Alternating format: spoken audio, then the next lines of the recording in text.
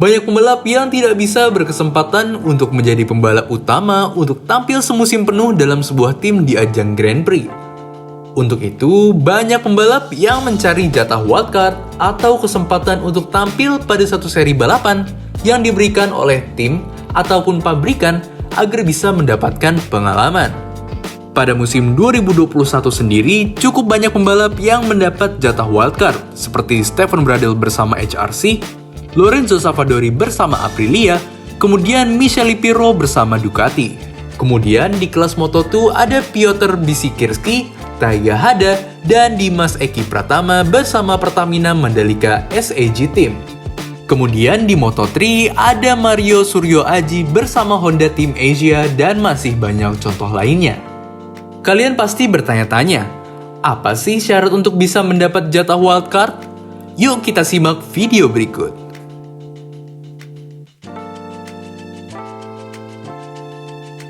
Setiap pembalap yang ingin mendapatkan jatah wildcard wajib untuk memiliki lisensi 1 kali tampil yang dikeluarkan FIM.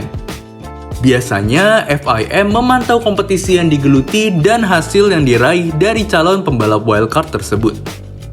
Kemudian dalam satu balapan, panitia membatasi 2 pembalap saja yang boleh mendapat wildcard dalam satu balapan.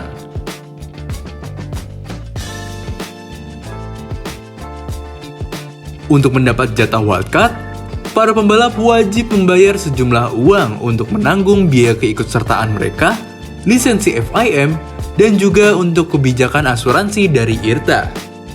Biaya yang wajib dibayarkan adalah 13.372 euro atau sekitar 216 juta rupiah untuk kelas Moto2 dan 3.872 euro atau sekitar 62 juta rupiah untuk kelas Moto3. Sementara untuk kelas MotoGP, dalam aturan tidak tertulis nominal yang harus dibayarkan. Yang menanggung biaya wildcard tersebut tergantung bagaimana kesepakatan antara tim pembalap dan juga sponsor. Jika pembalap yang ingin mengikuti wildcard memutuskan untuk batal tampil, mereka hanya bisa mendapatkan refund sebesar 50% dari dana yang dibayarkan. Mereka akan dapat 100% refund apabila cedera, tiba-tiba menjadi pembalap pengganti dengan tim yang memberikan jatah wildcard, atau FIM memutuskan untuk memilih pembalap lain untuk menggantikan pembalap yang ingin mendapatkan jatah wildcard.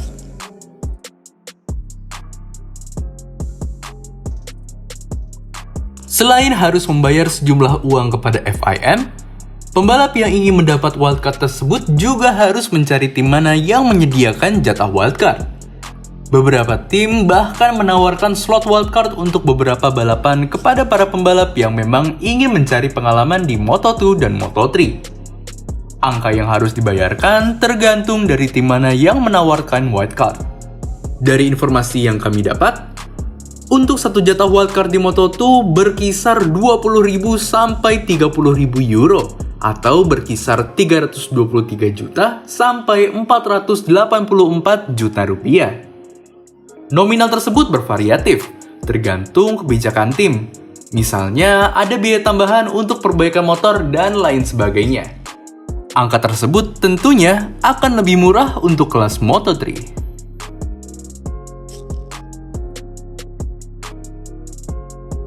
Nah, biasanya jatah wildcard tersebut menjadi salah satu cara tim untuk mendapatkan keuntungan. Beberapa tim yang sudah lama berkompetisi di Moto2 memiliki beberapa motor dengan mesin Triumph musim sebelumnya yang tidak mereka gunakan. Hal itu bisa dimanfaatkan tim menjadi pundi-pundi euro jika disewakan kepada pembalap wildcard.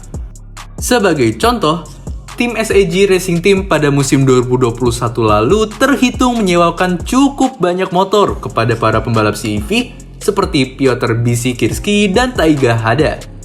Pembalap Indonesia Dimas Eki Pratama juga mendapatkan kesempatan untuk tampil, meski berstatus sebagai pengganti wildcard yang seharusnya didapat Bisikirski yang positif COVID jelang balapan di Valencia.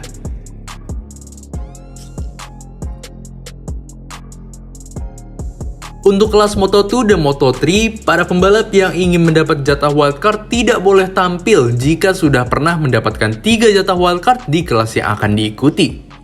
Sementara untuk kelas MotoGP, Tim non-konsesi hanya dijatah 3 wildcard dan tidak boleh dilakukan dalam 2 balapan beruntun. Sementara tim konsesi seperti Aprilia memiliki 6 jatah wildcard.